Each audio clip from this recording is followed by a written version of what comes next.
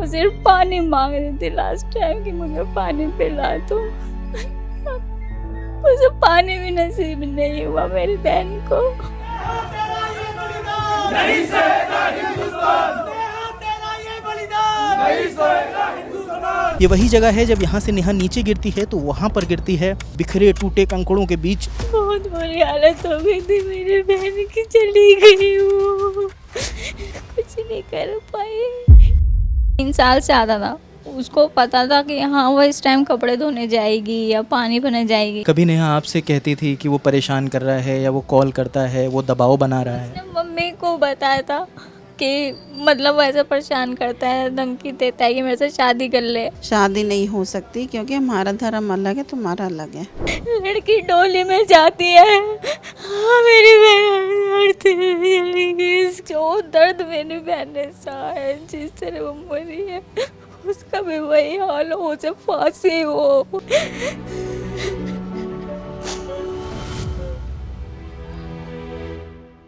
हम इस वक्त दिल्ली के अशोक नगर में मौजूद हैं और ये एक 5 मंजिला इमारत है जिसकी सबसे ऊपर वाली मंजिल पर हम खड़े हुए हैं। कल सुबह का वक्त तकरीबन 7:30 बजे होगा और यहीं पर ये जो कपड़े आपको बिखरे दिख रहे हैं, ये वो निशानियां हैं।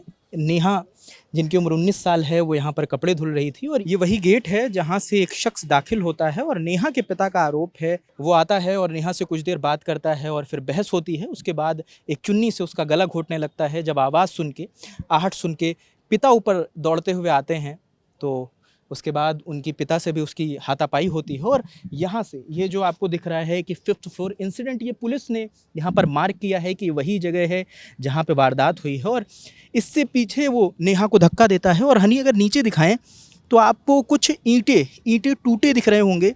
ये वही जगह है जब यहाँ से नेहा नीचे गिरती है तो वहाँ पर गिरती है बिखरे टूटे कंकड़ों के बीच।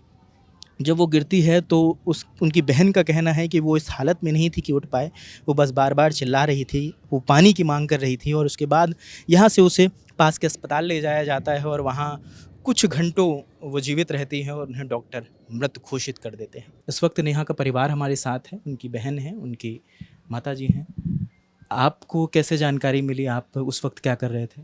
मैं उस टाइम पे सो रही थी, हल्ला मचा लोगों का, थोड़ा शोर सा हुआ, मैं कहा ऐसे ही होगा। फिर 4थी मंजिल से भैया आए नीचे उतर के, उन्होंने कहा कि नेहा को घेर दिया पीछे उठा के, जल्दी चलो। फिर एकदम उठ के मैं गई, भगी। फिर पीछे का ताला लगा था गेट का, जो प्लॉट जहाँ गिरा उसको, वहाँ का ताला तोड़ा गली वालों ने। और फिर अंदर गए तो मतलब वो देखी ही नहीं जा रही थी, उसकी ऐसी हालत थी।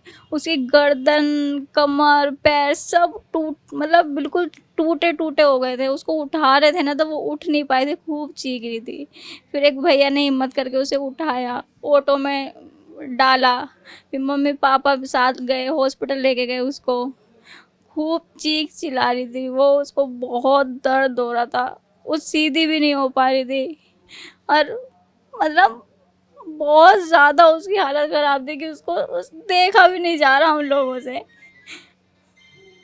कुछ कहने की कोशिश कर रही थी? वो सिर्फ पानी मांग रही थी लास्ट टाइम कि मुझे पानी पिला दो। उसे पानी भी नसीब नहीं हुआ मेरी बहन को।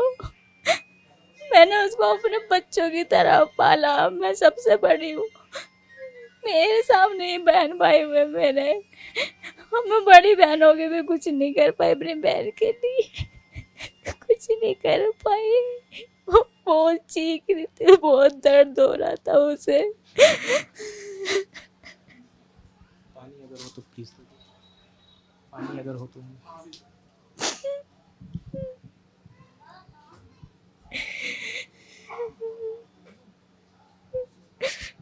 मैं बस इतना चाहती हूँ कि जो दर्द मेरी बहन ने सहा है, जिस तरह वो मरी है, उसका भी वही हाल हो, उसे फांसी हो। मैं उसकी फांसी चाहती हूँ, उसकी फांसी हो, और कुछ नहीं। परेशान मत होइए और सभी लोग कोशिश करेंगे कि जो आरोपी है, जिसने इतनी बेरहमी से उन्हें 5 मंजिल से नीचे फेंक दिया, और उन्हें सज़ा बिल्कुल मिलनी चाहिए। हमारा जरा सा हाथ में चक्कू लग जाता है, हम उसी में इतने हो जाते हैं। वो बेचारी 5वीं मंजिल से उसको नीचे फेंका है, मैं उसका दर्द दर्द हो रहा था, उसको बहुत चिल्ला रहे थे।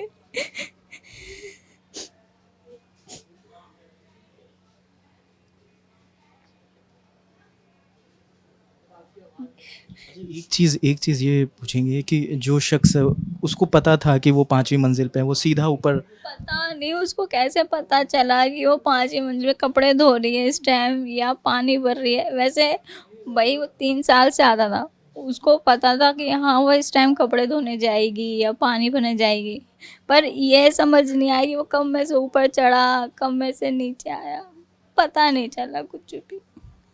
वो तो गली वालों ने शोर मचाया, उसको मार रहे हैं, वो पीछे फेंक दिया। हम सो भी नहीं, आँख बंद भी नहीं कर पा रहे। उसकी ऐसी शक्ल, उतनी, वो जो पैदा हुई थी इतनी सुंदर थी, इतनी प्यारी लगती थी, और अब उसकी शक्ल भी नहीं देखी गई। इतना बुरा वो कर दिया उसको। बहुत बुरी हालत हो गई थी मेरी बहन की, चली गई वो। लड़की डोली में जाती है, हाँ मेरी बहन लड़ते चली गई, इसकी लड़ते चली गई। हमारे हिंदू धर्म में भाई कंधे पे लेके जाते थे, मतलब डोली, और आज मेरी बहन की आरती लेके गए मेरे भाई। हमारे घर में कोई बड़ा भी नहीं है, कोई बड़ा भाई भी नहीं है जो इन्हें संभाल सके, हमारे घर को सपोर्ट कर सके। एक वही लायक हो रही थी, अब उसे छीन लिया।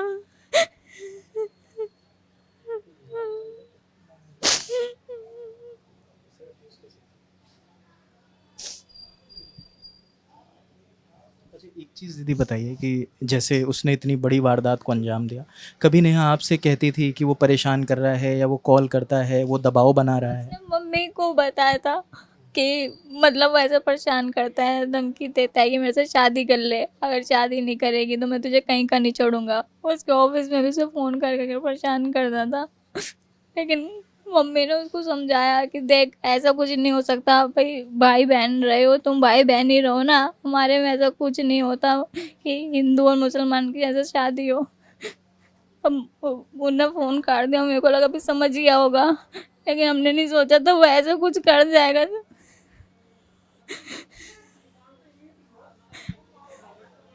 आंटी एक चीज़ ये बताइए कि जब आपको नेहा ने ये बताया कि हमें तौफीक परेशान करता है, बार बार फ़ोन करता है, शादी का भी दबाव बना रहा है, क्या कहा आपसे नेहा ने? यही बोल रही थी कि ये मेरे से शादी करना चाहता है। तो मैंने इसको भी बोला था, मैंने कहा तो क्या कह रहा है कि शादी करना चाहता है। मैंने कहा ऐसा है, जैसे तूने भाई बहन का रिश्ता बनाया है तो भाई बहन का रिश्ता बना के रख, शादी नहीं हो सकती क्योंकि हमारा धर्म अलग है, तुम्हारा अलग है। और मैंने कहा हमारे तो रक्षाबंधन को ये एक बार कर देता है ना तो उसको पवित्र रिश्ता माना जाता है। तो मैंने कहा ऐसा कुछ नहीं होगा। तो कह रहा चलो, जब तो मान गया था चलो आंटी कोई बात नहीं। अब दोबारा जब फिर इसने परेशान करना चालू कर दिया उसको कि भाई बात करनी छोड़ दी थी इसने कि भाई मेरे से बात नहीं करा कर, फ़ोन नहीं करा कर, छोड़ दी थी। ये कहता मेरे से बात क्यों नहीं करती, फ़ोन क्यों नहीं करती। ऑफिस में जाती थी बात कर, जैसे ऑफिस में जाने लग गई, अपने भाई सबके साथ बैठने उठने लग गई, तो इस फ़ोन वोन आते थे अटेंड करती थी फ़ोन, जैसे भाई सर के भी आ ही जाते मैडम की। अब इसको वहम रहता किससे बात करे किससे नहीं। अरे भाई जब वो जॉब पे जाती तो 10 जनों से मिलेगी, 10 जनों से बात करे। तौफीक उसे रोकता था कि वो किसी से भी फ़ोन पे बात ना करे? हाँ, किसी पे ना करे। और किससे कर रही है, बहमबाजी भी करता था, किससे कर रही है। आप लोगों ने आंटी कभी शिकायत नहीं करी उसकी किसी से? तो नहीं, हम मतलब इस तरीके से वो लगा नहीं ना हमें कि भाई इस तरीके से वो अपना वो दिखाएगा रूप या इस हद तक जाएगा, ये हमें कभी महसूस नहीं हुआ। हम उसे एकदम ऐसे ही, मतलब हमारे सामने तो एकदम ऐसा लगता था सही सीधा, कभी महसूस नहीं हुआ, ये नहीं लगा कि भाई इस तरीके से वारदात को अंजाम देगा ये। कभी नहीं पता था हमें इस बारे में। वो तो कल जब वो अंजाम दे गया, जब हमें तो उस पर इतना क्रोध आ रहा है कि बस अब दिल से यही दुआ निकल रही है यही उसके लिए कि वो मिल जाए तो उसे फांसी लगे, फांसी लगे और मेरी लड़की को इंसाफ मिले। अच्छा, आप तब क्या कर रहे थे जब शोर शराबा हुआ? मैं काम कर रही थी यहाँ पर, तो फिर उसके पानी फ़ोन आया था कि मम्मी पानी नहीं आ रहा। तभी फिर इसके पापा ऊपर गए थे कि देखता हूँ पानी क्यों नहीं आया, तो देखा तो फिर वो उस टाइम हाथापाई कर रहा था उससे। अच्छा, वो कपड़े ऊपर धुल रही थी और पानी नहीं आ रहा था तो आपको फ़ोन किया होगा? हाँ, तो ये कह रहे चल मैं देख लेता हूँ जाकर। तो ये गए थे तो हाथापाई कर रहा था उसके साथ। इन्होंने इसे रोकना चाहा तो इनको धक्का दे दिया और धक्का दे के उसे पीछे फेंक के फट भाग गया। उसका क्या परिचय है आप लोगों के लिए तौफीक का? कैसे उसका आना शुरू हुआ? वो जैसे पानी लेने आता था तो हम भाई प्यासा है कोई तो क्यों मना करे, पानी तो देखो पुण्य का काम होता है, तो हम पानी दे देते थे। और जैसे कोई भाई रोज़ पानी ले रहा है तो थोड़ा बोलचाल हो गई, ऐसे ही बातचीत हुई बस। चलिए कोई बात नहीं। बस आप क्या चाहते हो कि जो भी लोग सुन रहे हों, जो भी ज़िम्मेदार लोग सुन रहे हों, हम सब चाहते हैं कि आपकी बहन को न्याय मिले और जो भी आरोपी है उसे जल्द से जल्द पकड़ा जाए। आप क्या अपील करना चाहते हो? जो भी मैं तो बस यही चाहती हूँ, जितना दर्द मेरी बहन ने सहा ना उससे ज़्यादा दर्द वो सहे और उसको फांसी हो। मैं सिर्फ फांसी चाहती हूँ उसकी। इस मामले पर पुलिस की ओर से भी प्रतिक्रिया आ गई है। पुलिस ने प्रेस रिलीज कर जानकारी साझा की है। कल तक इसमें 2 धाराओं में केस दर्ज था, बीएनएस की धारा 109(1) और बीएनएस की धारा 351(2). आज की डेट में एक धारा और बढ़ाई गई है, ये बीएनएस की धारा 103 है जो हत्या के आरोप में लगती है। अब धाराएं बढ़ाई गई हैं। हालांकि अभी तक जो आरोपी बताया जा रहा है, जो मुख्य आरोपी है इस केस का, तौफीक, उसकी पुलिस तलाश कर रही है। पुलिस को अभी तक कोई इनपुट नहीं मिला है कि तौफीक कहाँ पर है, लेकिन पुलिस ने अलग अलग टीमें बना के तौफीक की तलाश कर रही है। तो जैसे कुछ नया अपडेट आएगा तो वो भी हम आप तक साझा करेंगे।